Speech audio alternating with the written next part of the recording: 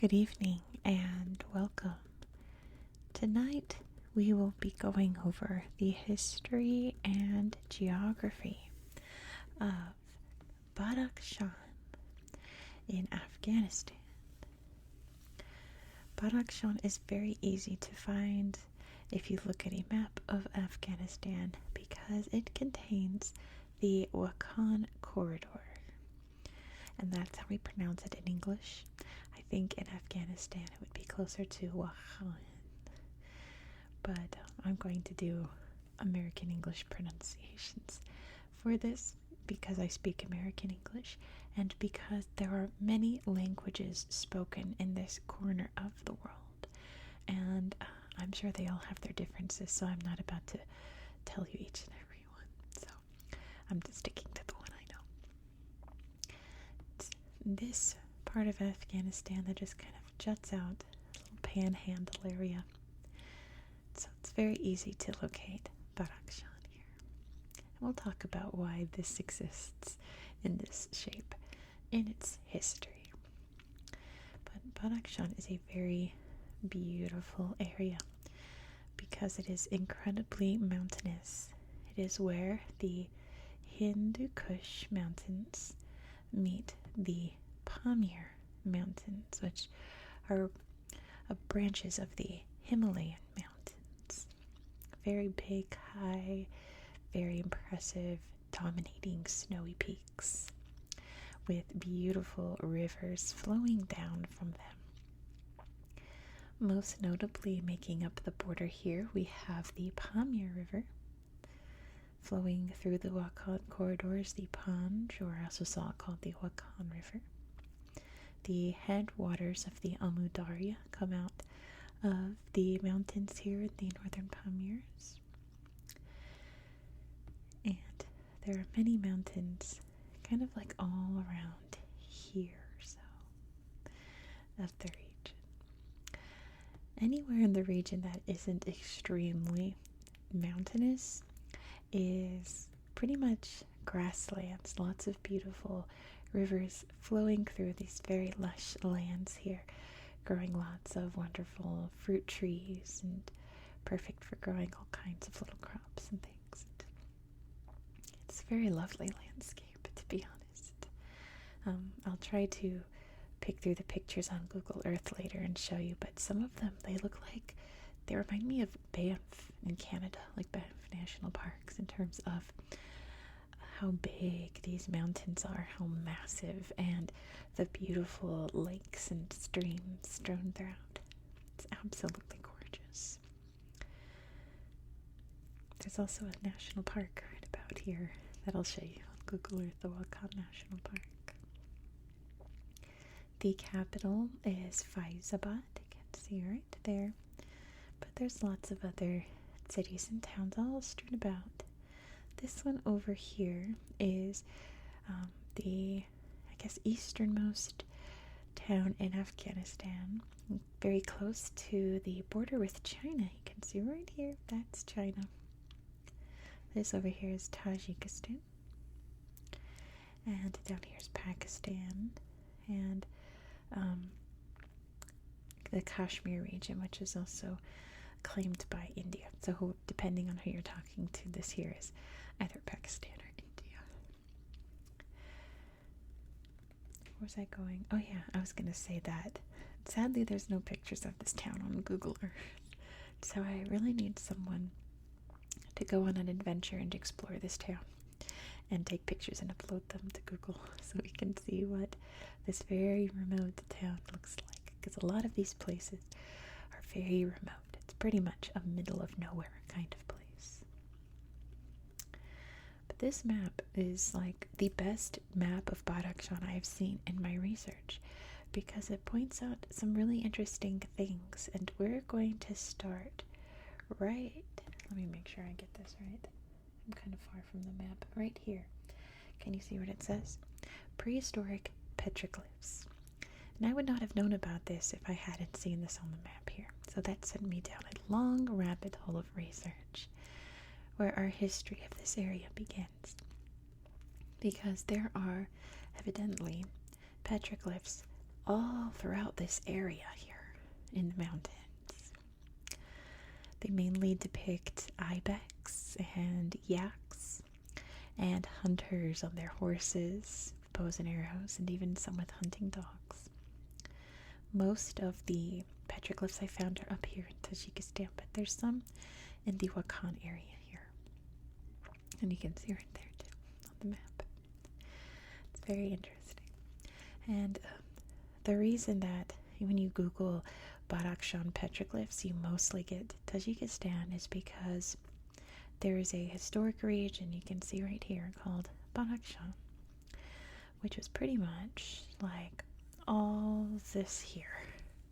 It was mostly in Tajikistan today, like today's borders of Tajikistan, and lots in what's now China.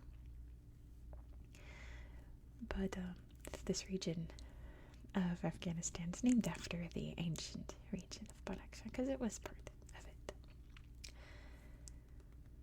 Badakhshan, or ancient Badakhshan region here, was known for two things.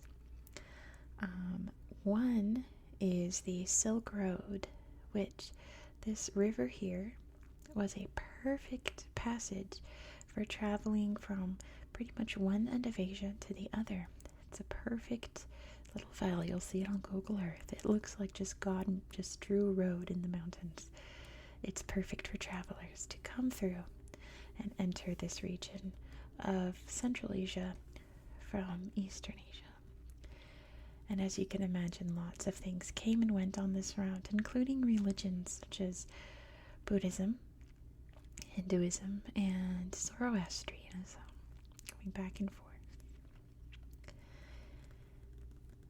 But one of the main things that went down the Silk Road to parts all over the world, the known world at the time, right, were gemstones. In particular, lapis lazuli was the biggest one. If you haven't seen it,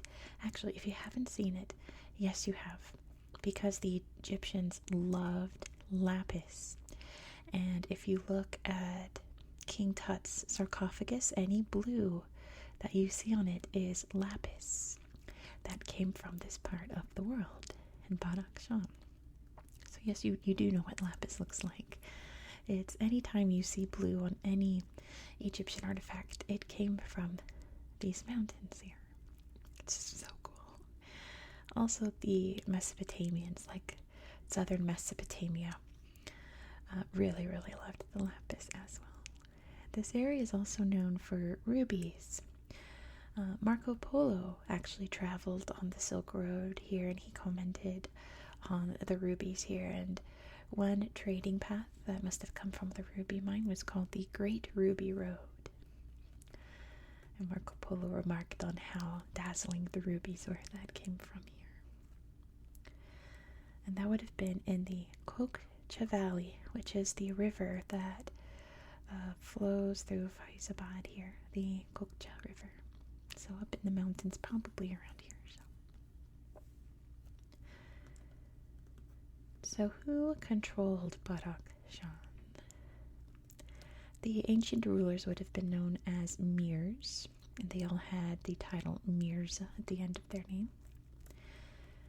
The region was eventually conquered by the Timurids, which is a Mongol-descended empire. Eventually, Babur came through this area and conquered Badakhshan on his way to India. He established the Mughal Empire of India, and it controlled the area for quite a long time, pretty much until Ahmed Shah Durrani took over in the late 18th century. Ahmed Shah Durrani is a very important figure in Afghan history. He's considered the father of modern Afghanistan. But the Durrani Empire wasn't the only powerful force in Afghanistan in the 18th and especially the 19th century, because up north you have very powerful Russia, and down south in India you have very powerful Britain. And these two powers were slowly coming together as they conquered and conquered and claimed more and more land.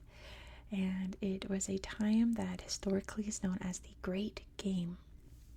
Who's going to take over what? How far south can Russia go? How far north can Britain go? And it eventually culminated in various agreements on where lines should be drawn. In 1873, the border was decided here that along the Pamir River was as far as Russia would go into Badakhshan. The rest would be part of Afghanistan.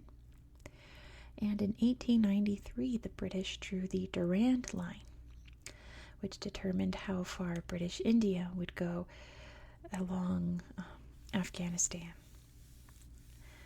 which is what created the Wakhan corridor, because the Russians said, oh, we'll go along this river and the tops of the mountains. The British said, oh, we'll go along the tops of the mountains here, and created this very strangely shaped stretch of land that didn't belong to either superpower. It belonged to Afghanistan. It's still there today. Thanks, imperialism. This region was pretty much untouched for a lot of Afghanistan's somewhat turbulent history in the early to mid-20th century. Because, like I said, it's a middle of nowhere kind of place. It's just farmers and people in the mountains living very quiet lives, you know. Kabul's not too far away from here. Can you see it? Kabul? Yeah, you can just see it there. Not terribly far away, but far enough that any political things happening in Afghanistan during the 20th century didn't affect Badakhshan. Not until the Soviets invaded in 1979. Right at the tail end of 1979. I saw a lot of sources say 1980, and I was like, I thought it was 79. And it's like the end of December 79. So the Soviets invaded, and that's because a left kind of more liberal government had overthrown the more central, not quite communist, but communist sympathetic government. And the Soviets didn't like that very much, and they came to the aid of their allies that had been overthrown here in Afghanistan, and they invaded. And that started a very long, drawn-out war in Afghanistan, a theme in Afghanistan. Pretty much all of Afghanistan's troubles today started with that Soviet invasion at the tail end of 1979. Because the people here did not obviously want to be invaded by the Soviet Union. Most people don't want that. So a movement sprung up in the grassroots regions of Afghanistan, and they were known as the Mujahideen. The Mujahideen were essentially guerrilla fighters fighting in the name of, Afghanistan, in Islam, and no outside influence, essentially. And the most famous Mujahideen group was known as the Taliban. I think we all know today.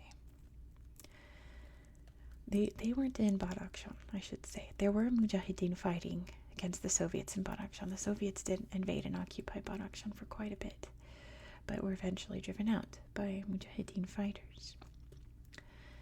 But the Taliban was not present here. They wouldn't be present here for quite a while. If you know your Afghan history, they would eventually become so powerful they would take over the entire government and impose their extremely strict interpretations of Sharia law on the people, mostly the women. But they were overthrown by the United States and their allies in 2001. But Badakhshan didn't really see any of it because, again, it's in the middle of nowhere. It's just farmers in the valleys and mountains and things, just living very quiet lives. So it was essentially untouched. I think it was the only region of Afghanistan that didn't have any Taliban influence or control at all. There would be some in the 2010s as the Taliban had to go underground, essentially. There was some skirmishes along the borders, I think particularly in Nuristan here. before we get to more modern times, there was a very large earthquake that struck this area around here, so in October 2015. That was a 7.5 on the Richter scale and an 8 on the Mercalli scale, which is quite destructive. Thankfully, it was not terribly deadly. It was deadly. Many hundreds of people lost their lives, but I feel like if it had hit a more urban area, it would have been extremely catastrophic, right? And I was reading about why the Himalaya regions are becoming more and more seismically active, and apparently it's due to climate change. Of course it is. That melting glaciers upsets the movement of the tectonic plates, and there's no place in the world that has more tectonic movement than the Himalayas. So more and more stronger and stronger earthquakes are occurring in the Himalaya areas, which is, climate change is the worst. But in more recent news, the United States withdrew from Afghanistan it was like February 2021, wasn't it? 2021. And the Taliban came in immediately and began to take over areas, and they conquered Faizabad in August 2021. So officially the region is under Taliban control today. From what I understand, they obviously don't have too much of an influence on tiny little mountain villages, just because they're very hard to get to. But they do over the more urban areas, which is upsetting because their human rights is absolutely atrocious. And the Taliban government, the new Afghan government, is trying very hard to be internationally recognized by the UN and other powerful countries, and pretty much all official anything, especially the UN, is like, well, you need to fix how you treat women before we do anything with you guys. So we'll have to see how that goes. It's quite turbulent in the more much more urban areas of Afghanistan, not quite in the rural ones. So that is essentially where we are today. It's a very uncertain future. But I think instead of thinking about very depressing political situation in Afghanistan, we should go to the tablet and look at these beautiful, beautiful mountains and valleys, don't you think? Let's head over there. So here we are, Badakhshan. You could already see just how mountainous this place is. We're going to start by zooming out so you can see exactly where we are in the world if you're not quite sure where Afghanistan is located. There's Afghanistan, the other Stan countries, right? Pakistan, Turkmenistan. There's Kazakhstan up there. China's over here. There's Pakistan and India down there. We're in this area here. Sorry if you can hear my upstairs neighbor. I'll be moving in a few weeks, so hopefully we will never have upstairs neighbors ever again. You can see Tajikistan's up there. You can see Tajik National Park. But here is Badakhshan. Like I said, you can really tell that Wakhan corridor, right? It's very easy to find Badakhshan on a map, because all you have to do is look for the Wakhan corridor. So let's see from above. You can see the line here caused by the Pamir River. And you can see the corridor here. See, like I said, it's like God planned a little road right there. A little path that goes from China through the mountains here into Afghanistan. It's almost perfect, isn't it? So here's Wakhan National Park. We can see some of the beautiful, beautiful mountains here. And all of this lush farmland as well. Isn't this picture pretty? Glacial Lake. We'll look at him a bit from above, but remember my rule. Look, there's some yaks. That if the lake is the color of blue Gatorade, it's a glacial lake, right? Some sweet goats as well. Cruising along the river there. There's lots and lots. Oh, babies. Looking a little worried. Lots of airplane shots here. Look at this. Looks like someone's getting a horse ride. This beautiful valley. That's fun. But yeah, isn't this lovely? The big flowing river cascading down from those glaciers and mountain peaks.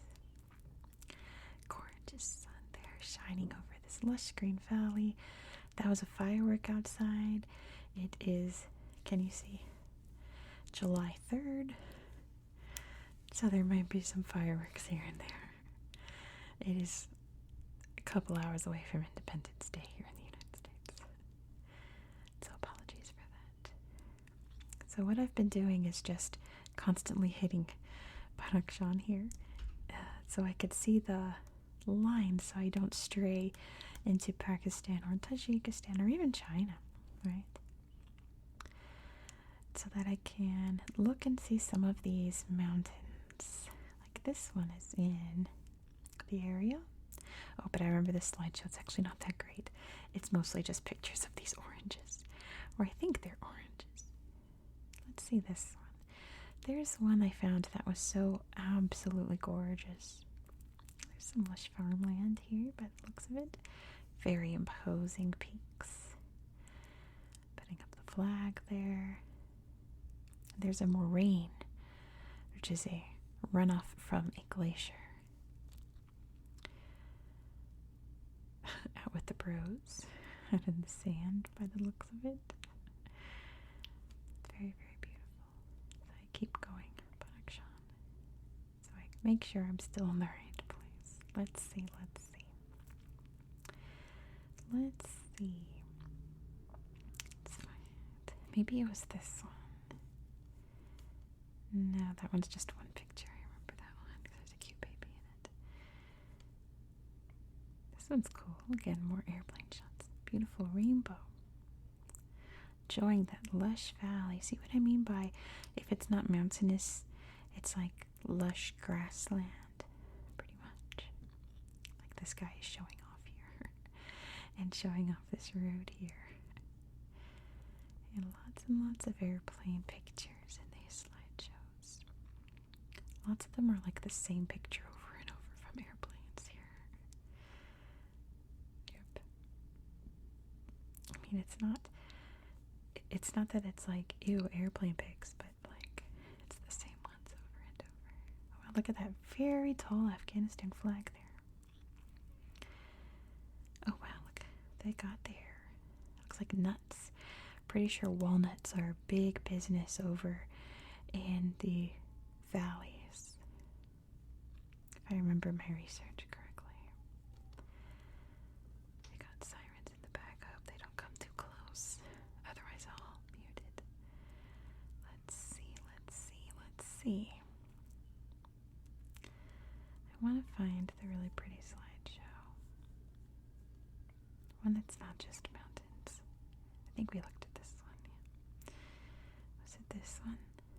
Oh, I think it was. Isn't this lovely? Nope, that's one picture. Oh, goodness. Okay, last chance. It might be this one. Wow. Airplanes. Oh my goodness, look at these valleys. I don't think... Maybe this was the slideshow. Let's get past the airplanes. Oh, wow. That's pretty. Nope, that wasn't it. Darn. It's one of these mountains. Had an absolutely gorgeous slideshow. Let me try one more look here.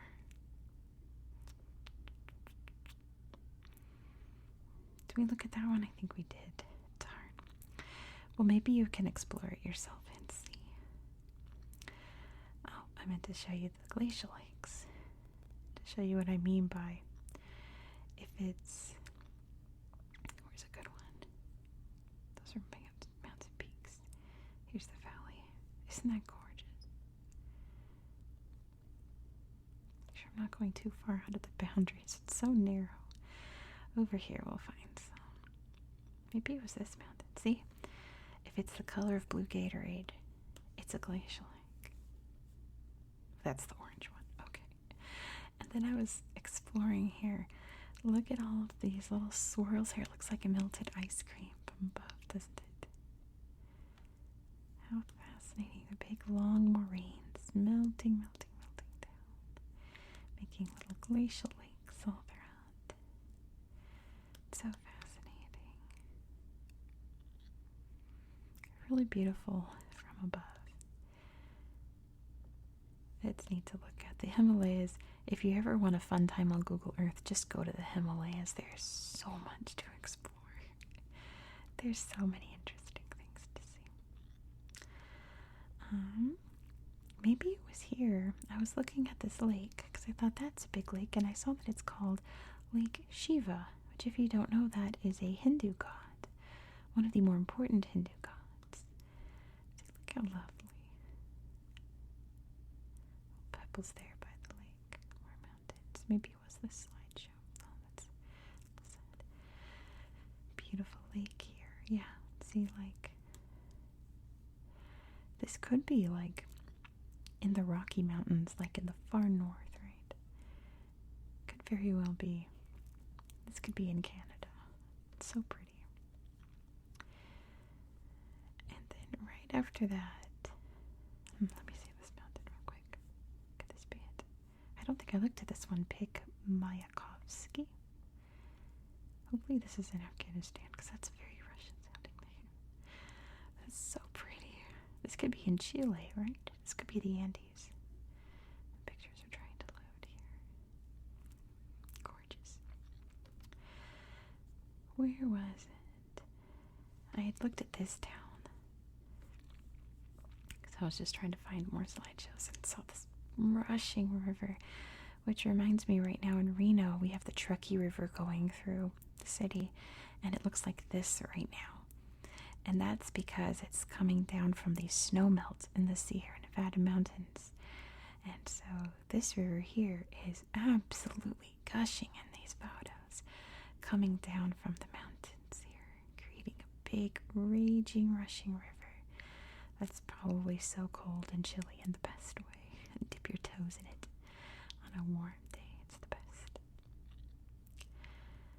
But I saw here, this is obviously a Hindu temple, because that's Ganesh, another Hindu god. So it makes me wonder how much Hinduism is alive and well in this part of the world. Obviously, Islam is the name of the game here, has been for hundreds and hundreds and hundreds of years. But like I said, many other religions passed through here. Buddhism was big back in, oh gosh, the 800s, 900s, 1000s.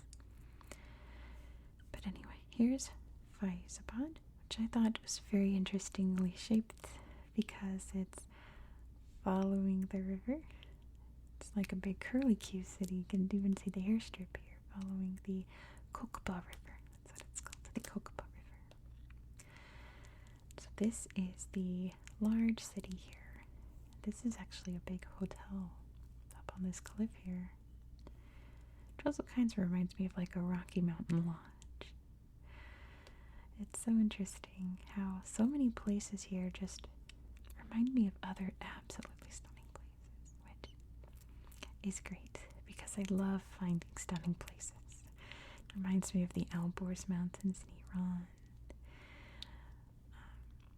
What else? So many other beautiful little mountain towns and river towns. Look at that bright blue dome there on that mosque and bright blue minarets. It's really pretty. Big farmland here. Look how vivid this picture makes it look. Very gorgeous. Well, let's see. Let's find one more mountain to look at to end the video. I gotta make sure the borders are on so I don't wander off into a neighboring country. It wasn't in Afghanistan. Look at that. That's why it had a Russian name. It's so close. Yet so far. That's in Tajikistan. That's why I need to have the border on at all times. Look at this. This is just called .5120, which must be its elevation. So let's end here. Thank you so much for watching. If you enjoyed this style of content, please consider subscribing. If you like to see more Afghanistan and learn more about its history and geography, now is the time, because I think there's like 5 other regions in Afghanistan that starts with B, A. Look at these cute babies here. So we're going to go to Afghanistan again next week. I'm pretty sure, like, not the next region, but the region after is also in Afghanistan. How cute. Here, what is that? Barley? Maybe wheat? So be sure to subscribe so you won't miss out. Oh, he's got a falcon. He's caught it. Looks a bit. Oh my goodness. Pretty mosque there as well. Oh, and a selfie. Next, though, we're not going to be in Afghanistan. We're going to be in Germany. We are going to see the Black Forest. And learn why it's called the Black Forest. So you don't want to miss that for sure. Be sure to subscribe now. I hope that you found this video to be relaxing and educational. And I hope that you have a good